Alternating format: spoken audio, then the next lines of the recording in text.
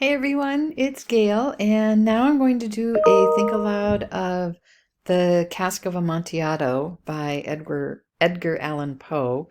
And I'll just start at the beginning of the story and do the think aloud of the first few sentences of the story. So I always like to start with the title, The Cask of Amontillado. And the first time I read this, I had no idea what Amontillado is or how to pronounce it. So right away, since it's part of the title, it seems critical. So I want to look that up right away. And when I look it up, I find out that Amontillado is a dry sherry, so it's a kind of wine. So a cask of Amontillado says it's a whole cask, a big, big quantity of Amontillado. And I also used Google to figure out how to pronounce it. I hate it when a word is important in a story and I don't know how to pronounce it. So I just played the little, there's a little thing that you can play to learn how to pronounce things. And it helps me to know as I'm reading, even silently, to be able to have in my head what that word should sound like. So the Cask of Amontillado, the date again provided by Anne Charters is 1846 is when this was written, so definitely a different time period. I need to be prepared for details and settings that are new to me and very different from what I would normally expect. So that date is very important for me to keep in mind. And I hope that this is large enough for you to see, so hopefully you can follow along as I read here. The thousand injuries of Fortunato I had borne as I best could, but when he ventured upon insult, I vowed revenge. So the first thing I notice is this is a first-person narrator. We have an I telling the story. So one thing I'm going to be watching for as I read is if that I ever gets named. There's not a name that I see right here at the beginning, but another character is named Fortunato. And something I notice right away with the word Fortunato is I think about the word fortune. So it seems like there might be some association of this other character and the idea of fortune, or I always think of good fortune or maybe making a fortune.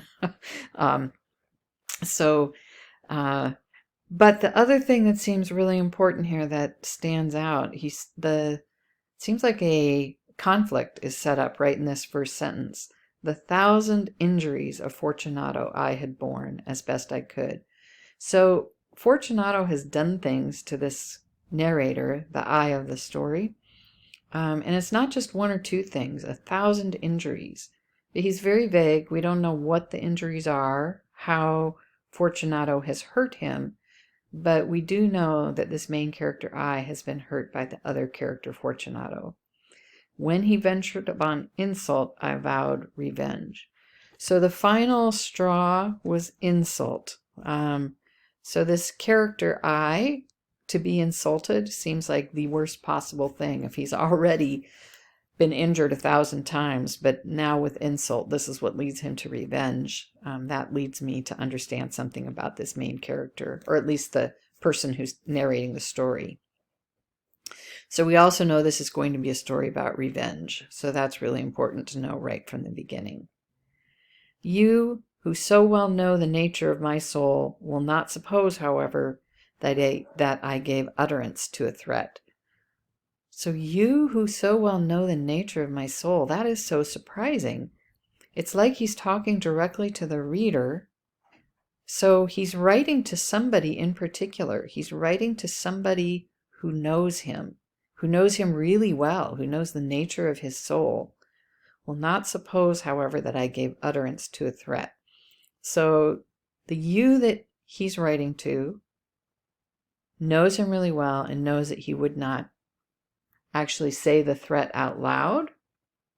So this is a really important piece for me to keep in mind.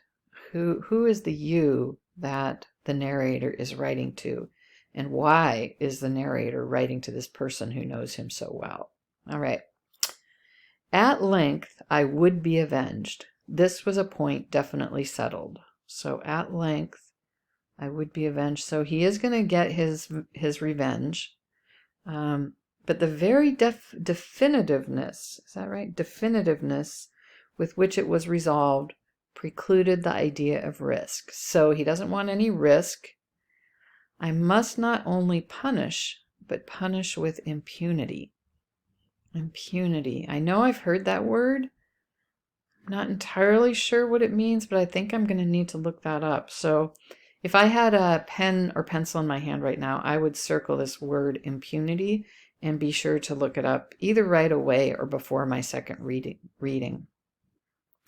A wrong is unredressed. Okay, so redress. That's another one. I think I know what that means, but I'm feeling a little uncertain. And so that's another word I would circle and look up. A wrong is unredressed when retribution